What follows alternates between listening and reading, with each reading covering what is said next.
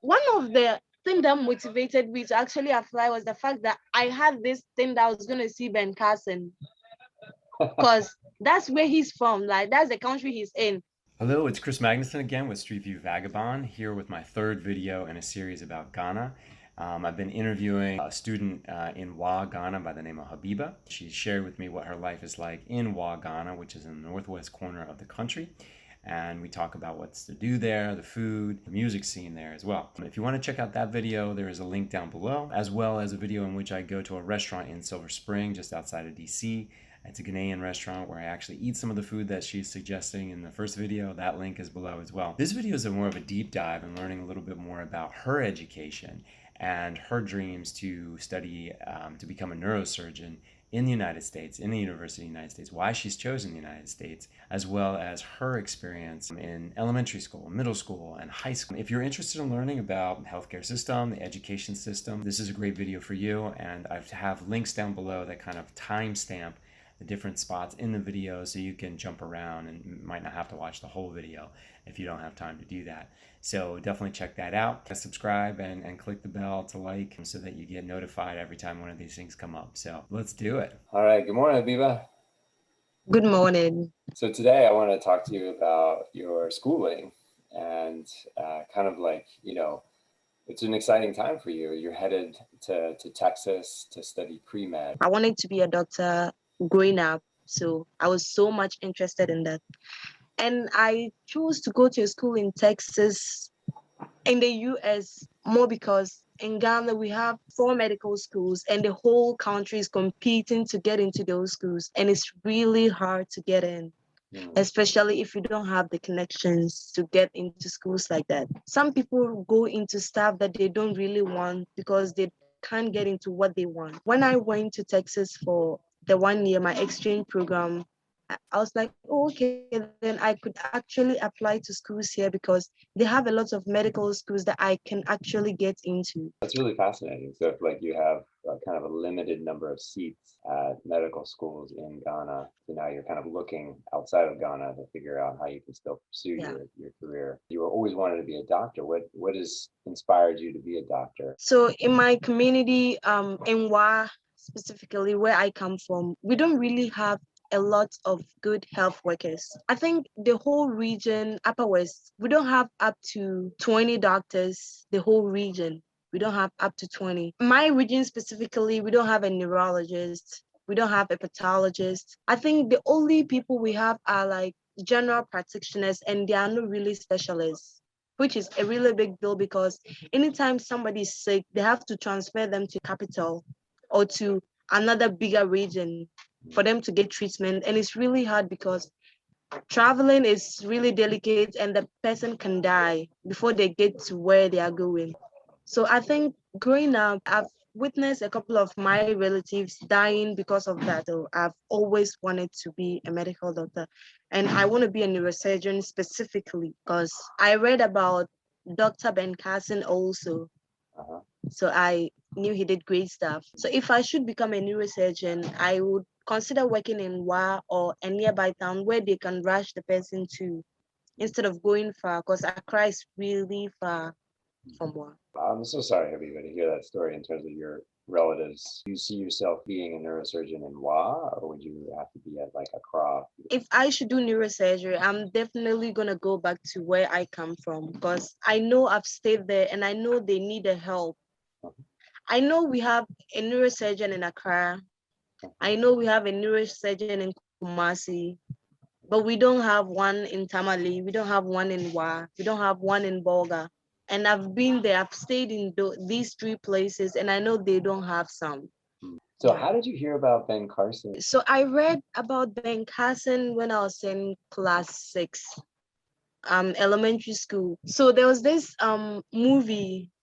A friend was talking about it. He was like, there's this movie about this doctor, the gifted hands. He went to school. He was really not so good in school and all that. So I was like, oh, I could make use of that because his story really inspired me. So I came home. I asked my dad to give me the book. Then my dad got me Gifted Hands. Then later on, they did his movie on TV around Christmas time. So I was like, Then I got to watch the movie also, and it was so after that I started reading some other books of his. So talk to me about going to elementary school in WA. You know, on Street View, I saw that there was a school bus to a school that was Arabic and English school. Is that pretty common? Did you take a school bus to get to school? School buses are for private schools. I went to a public school, so I had to walk to school. School used to start at 7 every day, so you need to get there early. So during our elementary school days, you go to school 5:30 in the morning or 6 sometimes if you are able to get there before 7, because when you go late you get punished. Okay. So when you get there early, you have to clean the school. All So you right. have to sweep and all that. So Uh-huh. after sweeping, then you go put your broom somewhere, then you go to class. So after closing, then you go pick your broom up and go home. What if you don't clean the school before school? Do you get in trouble for that? Can you show up right at 7 and go right into class? Yeah, you still get punished because you haven't really helped in the sweeping. Okay. So cleaning the school before school starts is kind of Yeah, mandatory. And you bring your own broom, is that right? yes, you do. So is there like 300 brooms in front of the school during the day while you're at school?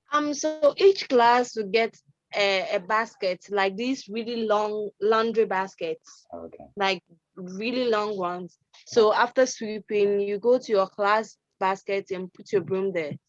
So when it's closing, you go to the class basket and pick your broom and take it home.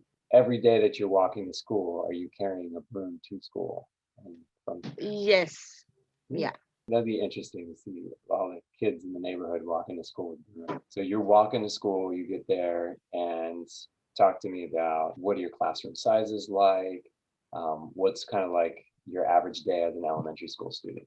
My class was a really big class. We're like 40 in a class, 40 plus in a class. Okay. So it was really big and there was nothing special. They were just like, so in Ghana, we have a syllabus they use to teach us. Mm-hmm. So every private or public school is supposed to go through that. Right. So, I mean, that's basically it. Just they teach you what the government says they should teach you. Right. And in terms of, That did was you it. have different teachers coming through your classroom for different types of topics, or was it the same teacher for No, everything? So, same teacher for everything. I think from class 1, that's grade 1 to grade 5. okay. Then grade 6, I had 2 teachers Okay. before middle school. All instruction is in English, is that right? Yes, everything was in English. What you speak at home, do you speak Wa at home? I speak Wale. Wale, sorry. I speak Wale. Did your teachers ever speak to you in Wale, or did they always speak to you in English? Most of the time they spoke in English, but if they're trying to explain something and we don't get it, they try to explain it in Wale or the Gary. The guy was also taught at school.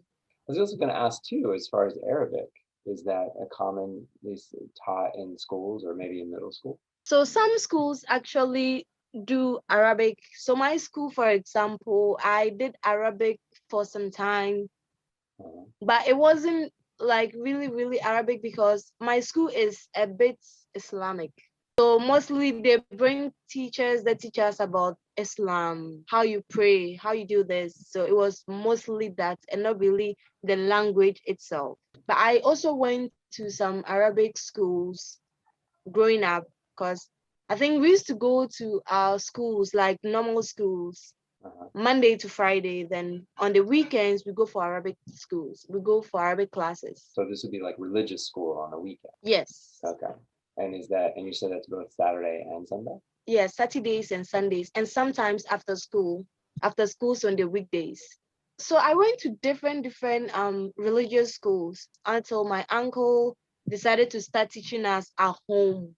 Okay. So I told you already that I'm from a big family, a big extended family. So one of my uncle volunteered to teach all the kids from the family. So we are really so many. So instead of going to a far distance to learn, we just learn at home. Okay.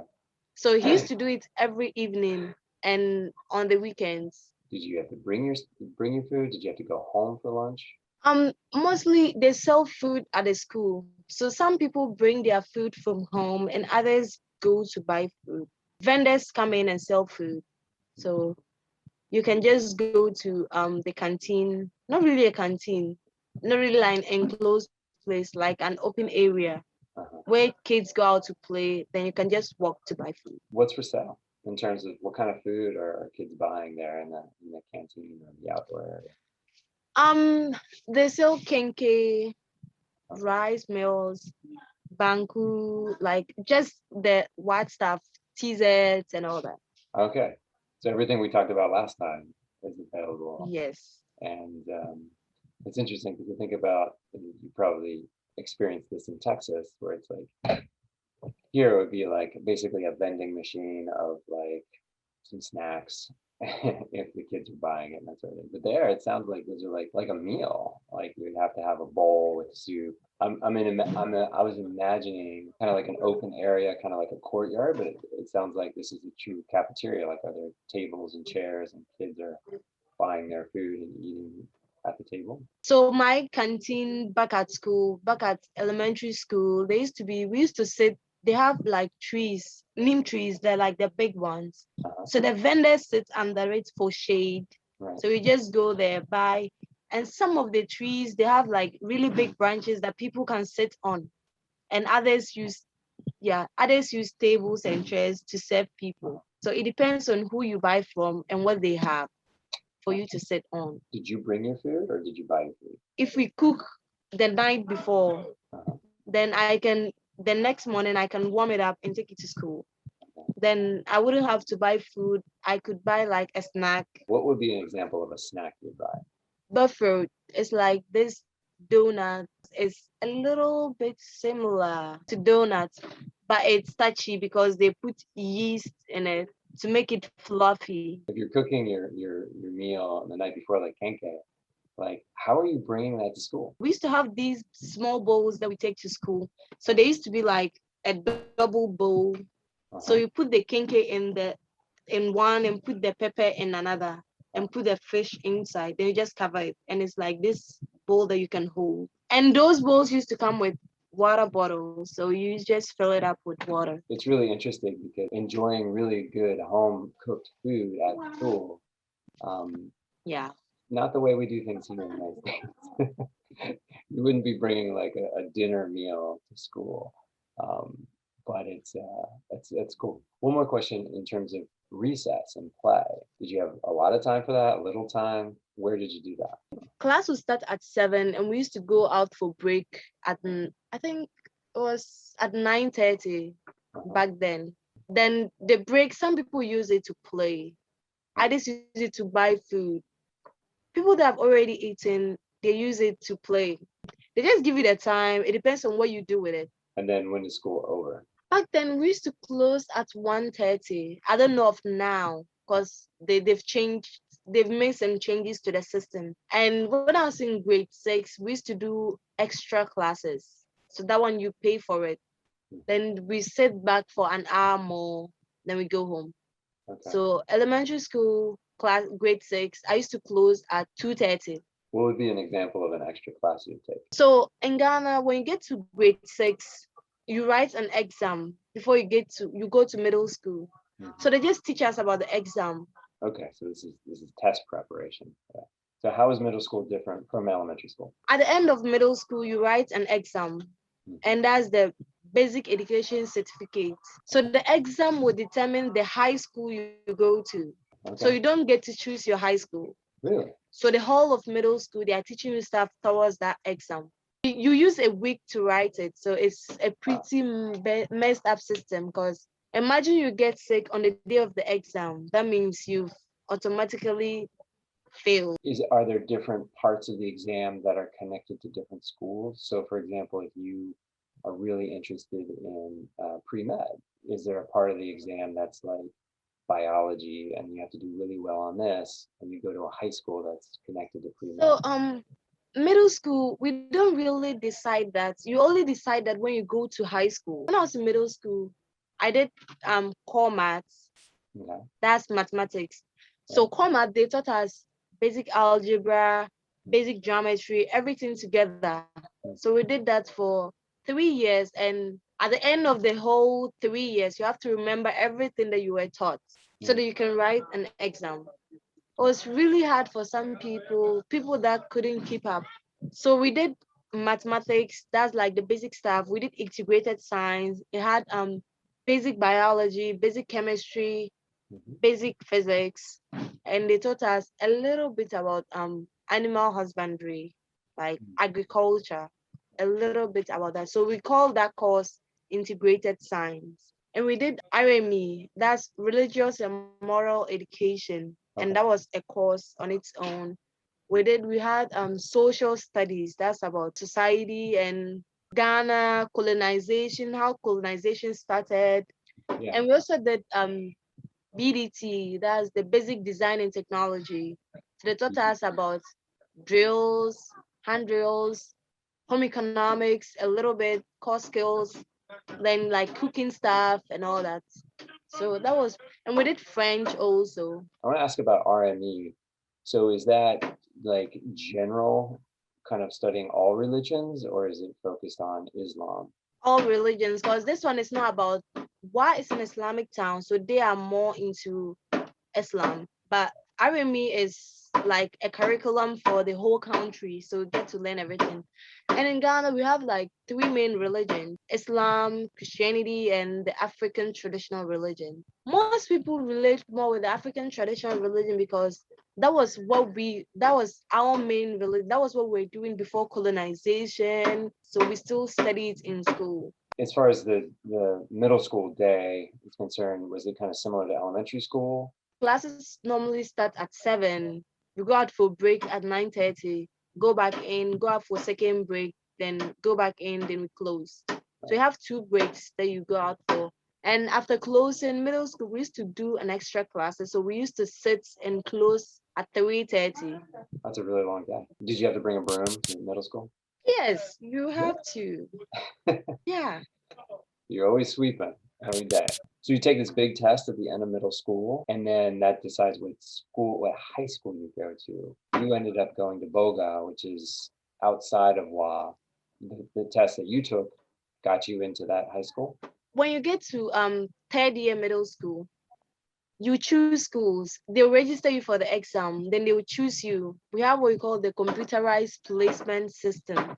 You select your schools, you select the course you want to go do at the high school. So for example, when I was choosing my schools, I chose you choose 4 schools and 4 courses.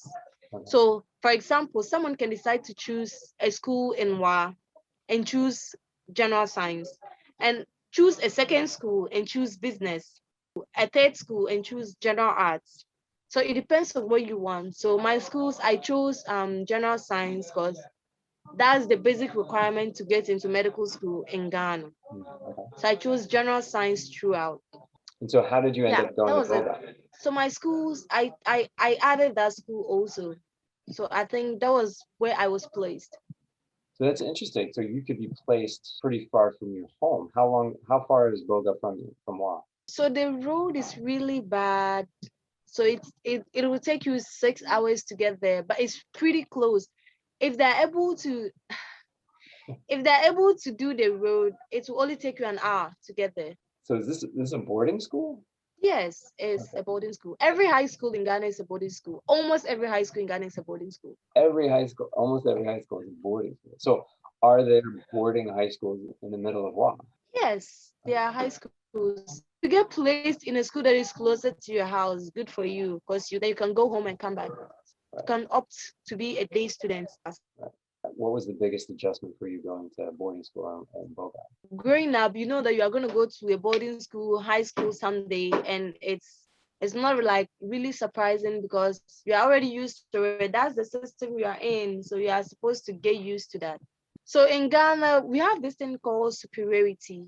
So first year high school, the person in third year high school is my superior because they came before me. So someone that is in third year high school will be your school mother. So they will teach you about the school and all the other stuff before they do a general orientation for the first year students.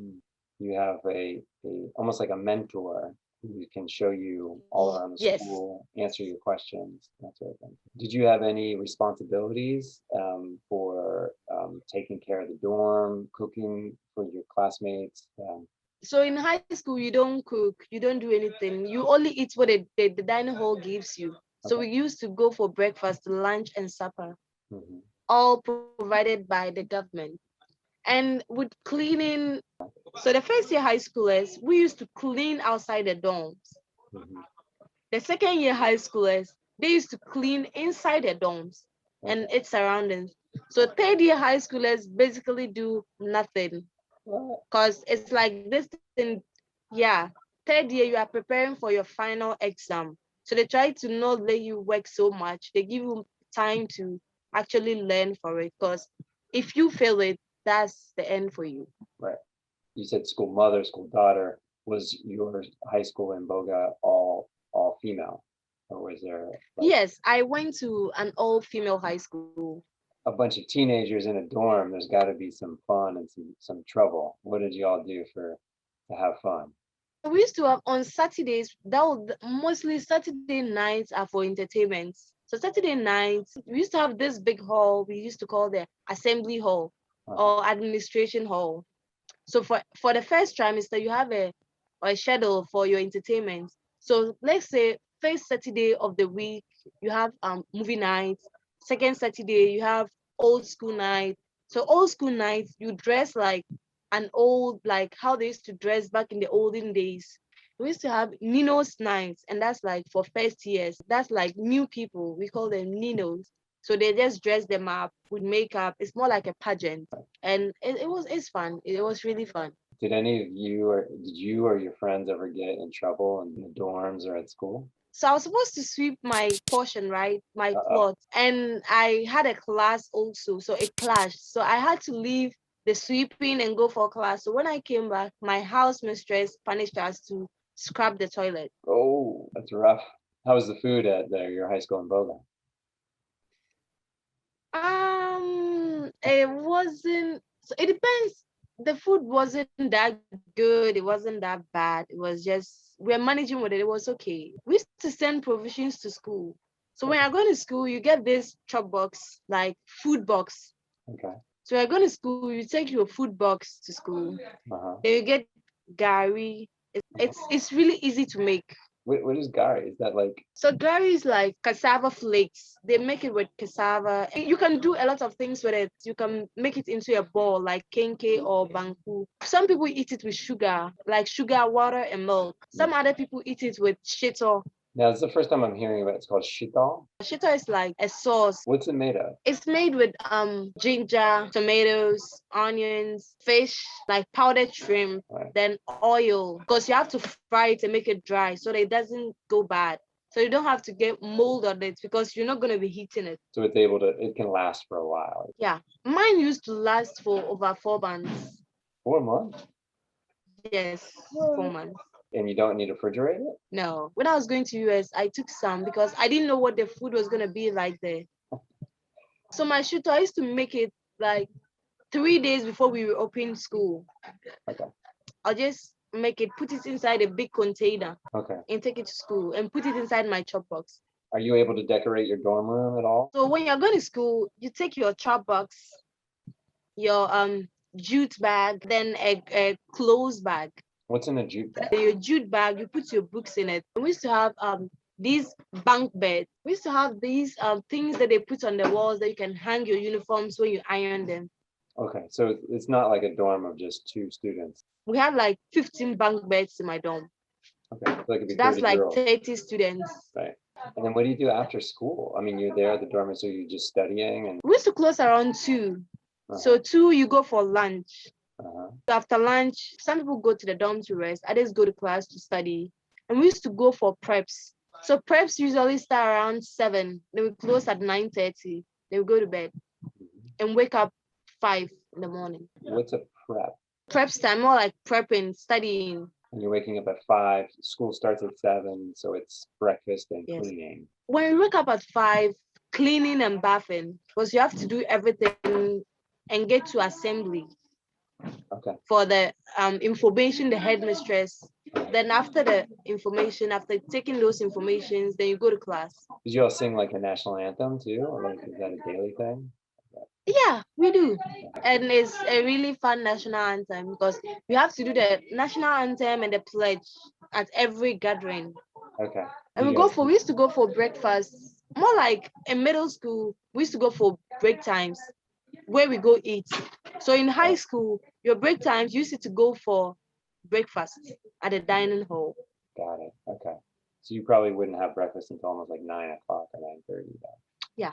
When did you go to Texas, and how did you learn about it and decide to say, hey, I'm going to do exchange program for high school? So during our orientation, first year orientation, they made these students come talk to us about the exchange, their experiences. It was really fun. Everybody wanted to go. Everybody wanted to apply for it. Like, who doesn't want to travel out of the country, like on a scholarship? So 13 qualified the exam. So after the exam, you go for an interview, and only 2 qualified. Wow. So it was you and one other student. Yes. Where did the other student go? She was also in Texas. She was in San Antonio, and I was in Dallas. So when you heard that you got accepted and you'd be going to Texas, what was your reaction? One of the things that motivated me to actually apply was the fact that I had this thing that I was going to see Ben Carson, because that's where he's from. Like, that's the country he's in. So probably I can just walk into him or anything. I didn't even know. I mean, I knew US was so big, but I just had this hope that I was going to see Ben Carson one way or the other. So that was it. All right. So you're excited to see Ben Carson coming to Texas. And yeah, I was. Excellent. I really was. Did you ever get a chance to meet Ben Carson? I didn't. And tell me what, you get to Texas, what's your reaction to school? Frankly speaking, I was confused for the first few weeks. I had to be moving from class to class, and most of the time I was late because one class would be here, and I didn't know the places also. So in your high school in Bogota, you didn't switch classes? Did the teacher switch classes?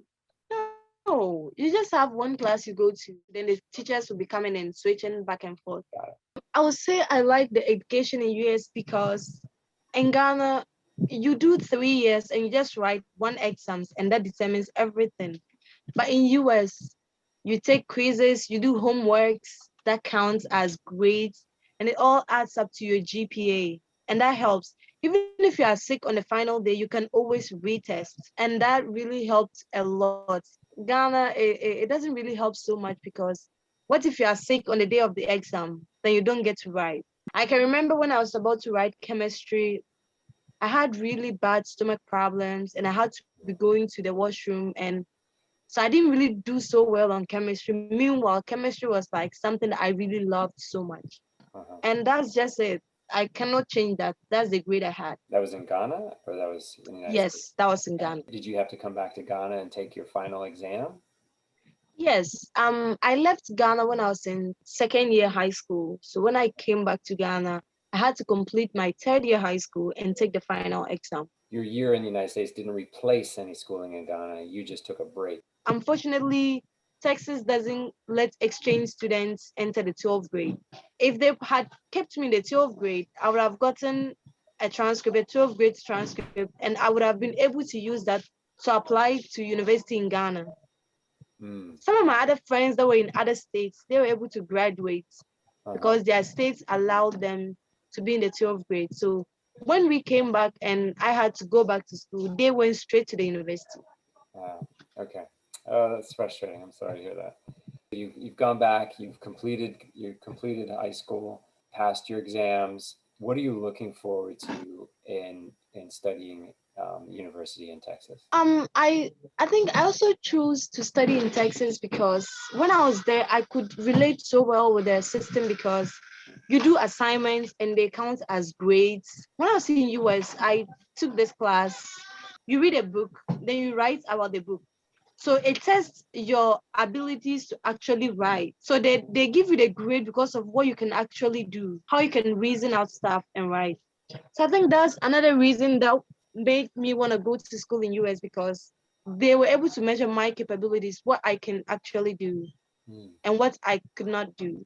So you're saying in Ghana, if you're reading a book in class, you wouldn't do a project about it. You just only take the test at the end of the school year. Yes, you just take it at the end of this school year, at the end of your third year. So there's no grades for 10th and 11th grade. If you're going to study in Ghana, you're just going to use what you get at the end of the 3 years, the Mhm. final exam. You're just going to use that one to apply. So people don't really use the grades they get during the school year. But because I was going to apply to schools outside, they needed a record of my first year high school, second year high school. So I had to go back to my school so that they can put together a transcript for me, which is not really a thing. But they had to put together my grades so that I can use it to apply. Yeah, so it's a very different system in terms of grades and that sort of thing too. This has been fantastic speaking with you, Habiba, and I know that you are working hard on trying to get to school in Texas, and you've got a GoFundMe campaign, so I'll definitely share that out as well. Look forward to supporting you and seeing how you end up in Texas for pre-med. So thank you once again. Thank you too. Okay, Habiba, thank you. Bye. All right, bye-bye.